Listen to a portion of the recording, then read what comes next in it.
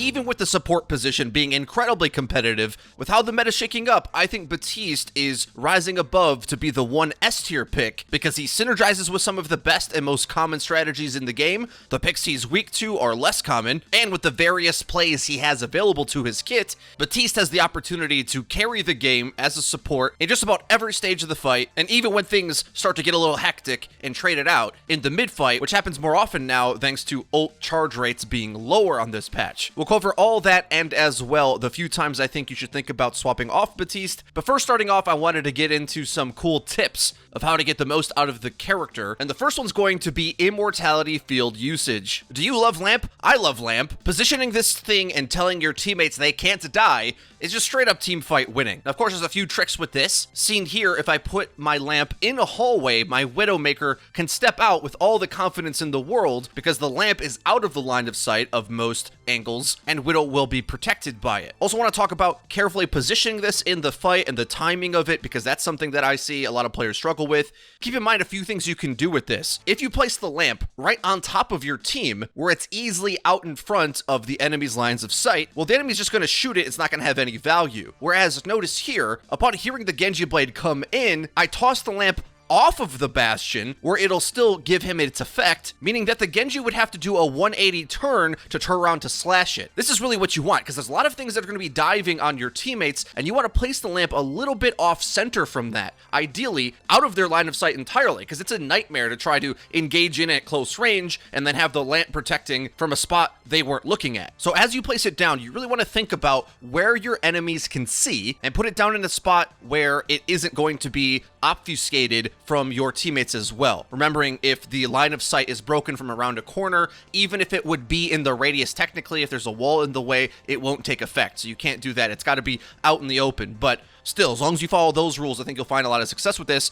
And as far as timing goes with the immortality field placement, you do want to wait as long as you can until you pop it down, because ideally the enemy will engage onto you, start to focus fire something, and then you come in with a clutch with the lamp, forcing them to change their focus fire target and buying time for that teammate to hopefully get healed, go back up to full, overall giving that player something like double their health pool overall. Whereas if you place it down immediately, they don't get dove, and instead the divers can just focus your lamp first, well, you're not really expanding out and min-maxing how much sustain you can get for your team. Still though, with that being said, if things feel a little bit too hairy, I would rather you guys pop it out in the middle of a fight rather than not use it at all. If something gets picked, then maybe you feel like you would have wanted to use it. So even if just an enemy uses 1 or 2 movement cooldowns to jump onto your team, just plop it down just to be sure that nobody's going to get focus fired. And I think you'll find that this immortality field is one of the strongest support items in the game when used in these complex cooldown or ultimate exchanges. Remembering though that its biggest weakness are big ult stacks from the enemy team,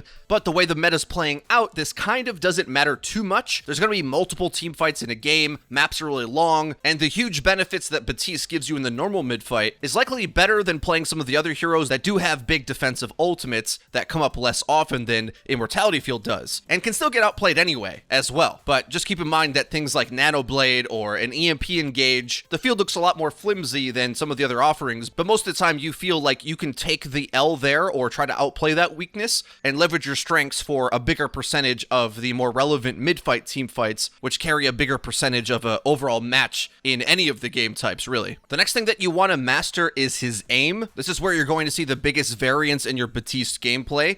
And the closer to perfect you can get with this, the carry impact just goes up and up and up. But if you're anything like me, aiming doesn't come naturally for many of us. So instead I try to find ways to make sure that we use our brain to make our shots easier to hit. And the biggest tip for that, I find, is 2 methods. One, with his primary fire attacking the enemy, I think you really want to get it down to treat this as a tracking weapon. Yes, it's a burst fire, so you can kind of flick shot it a bit, but targets move so fast, and you really need to hit multiple of these bullets to do anything. So instead, I'd say treat Baptiste's primary fire more similar to a combo of Soldier 76's rifle with the pacing of Lucio, both of which require quick tracking, so you want to get down in the muscle memory of your hand to acquire then track, acquire then track. This McCree does a pretty good job dodging me here, but it's when I start to employ this really jittery response, rather than just hoping I can lay the crosshair on him, that's when I start to hit my shots, right? If I'm too lazy with my aim and hope I can just place it on him, well, he's going to strafe out of it most of the time. So it requires me to acquire, then quickly respond with tracking to hit as many shots as I can. You can see me doing this here again against this Genji who's double jumping across my screen. You can see I use a very slight, jittery tracking motion in pace with the bullet timing of the 3-round burst. It kind of goes 1, 2, 3, 1, 2, 3. And if you start getting your tracking speed in sync with the fire rate of the weapon, you're going to be able to hit a lot more of his primary fire and turn it into a deadly weapon, especially when you get his ult. But first, still on aim now, the big trick that I've been trying to use and seeing a lot of success with is remember your job is not to hit your teammates directly, but to splash the shots. Vertical teammates, especially like Genji's, can feel impossible to hit, but notice the shots I attempt to go for on the Genji. Even this first one that whiffs, set to hit on the ground to splash at his feet. As I chase after him, I'm looking to bank the shot off of the wall next to him and the ground below him rather than hit him directly. Remember, that splash damage is quite large, so you have to imagine how big it's going to be when it hits, then keep syncing up the timing of your shots to collide with walls and geometry around your teammate so that you can make your shots easier. If you miss these shots, your teammate's getting no healing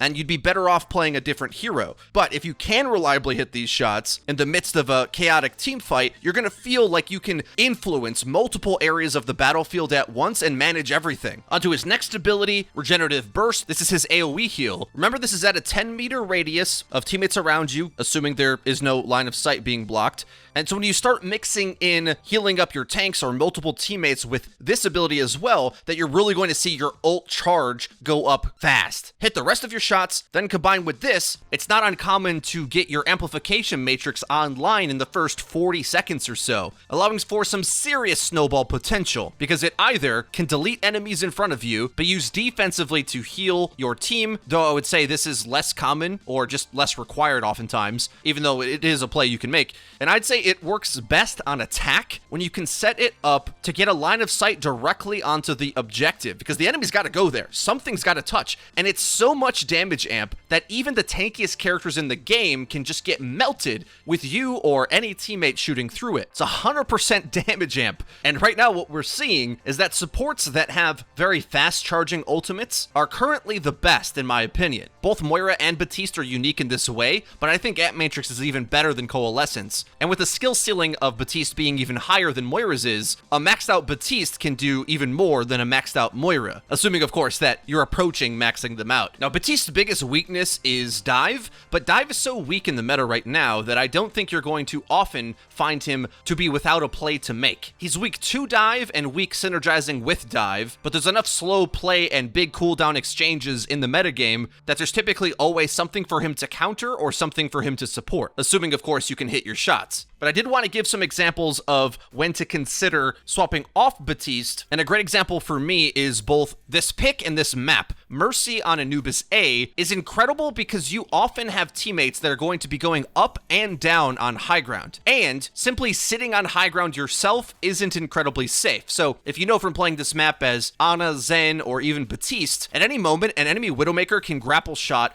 up to their own high ground and have a great vantage point to a lot of the high ground you might want to set up on. This makes playing those two characters potentially strong, but also incredibly counterable if either the line of sight or a dive comes in on you too fast for you to react, whereas Mercy just loves the geometry of this map, being able to flow fluidly throughout the chaos of the fight, going up and down and just being untouchable the whole time. And if that's the case, and the team fight is spread out, very likely you're going to find opportunities to hit a res. So just like Baptiste, she can really influence multiple areas of the fight as it breaks out fluidly, but she's less susceptible to dive as Bap is. And although I would say Immortality Field is technically better than res, because you more reliably get it out and it guarantees to do something, some stuff in the game you just aren't going to survive through no matter what, and having the opportunity to res is simply stronger than using it. Not to mention as well, the timings of ultimates really matter, way more than they used to, because they all build slowly, but that means damage amping specific ultimates to get them in specific timing windows can have a much more drastic effect, because it's more likely that the enemy won't have ultimates to respond with. Here on a different Anubis game, I'm favoring damage jamping my Junkrat to try to get his tire up quicker, and it's just gonna be a nightmare for this enemy to walk into. The constant damage amp spam not only can just kill them in the mid-fight, but significantly charges that ultimate out of sync, giving it an impact earlier and more frequently than the enemy can be ready for. But with all that being said, coming up to defending B now on Anubis, although there is still significant high ground, your team isn't typically going to be as spread out as they would be on A, making Mercy a lot weaker, and instead then I think you go back to playing Baptiste, who on any of these high ground perches can influence every area of the team fight like he wants to,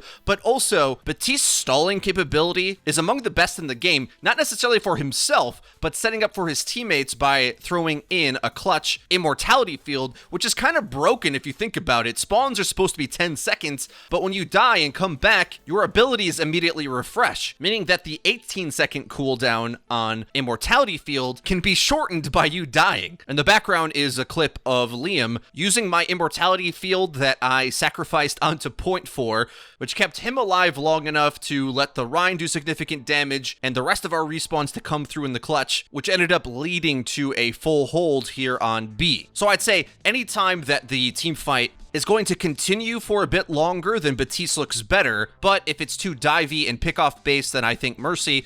And other swaps for you to consider as well. If the team is struggling getting into space or needs more space being created, go for Lucio. If there is dives coming in on you, characters like Doomfist and Wrecking Ball, then you swap to Brig, or perhaps Ana, or even the both of them. But other than that, I think in most ranked matchmaking games, since many of them are kind of standoffish and poke at the choke heavy, Baptiste is kind of the king of that. So I hope you guys found this video useful and it helped you gain some SR in the new role queue system. I've been having an absolute blast playing Baptiste, especially you DPS players. If you're looking to shorten your queue times, I think you'll have a lot of fun with him, but just remember, you want to be splitting your time healing and damaging, don't just damage, and try to take a little pride with hitting these skill shots with the heal nades, okay? Baptiste is just a straight up FPS character and a lot of fun to play, so give him a try. Well guys, that's gonna be everything for today's video. I hope you did enjoy it, and if you did, please be sure to leave it a like. It really does help us out, lets us know that you're enjoying the content, and if you haven't already, please subscribe and be sure to hit the bell icon so that you get notified when our videos go live.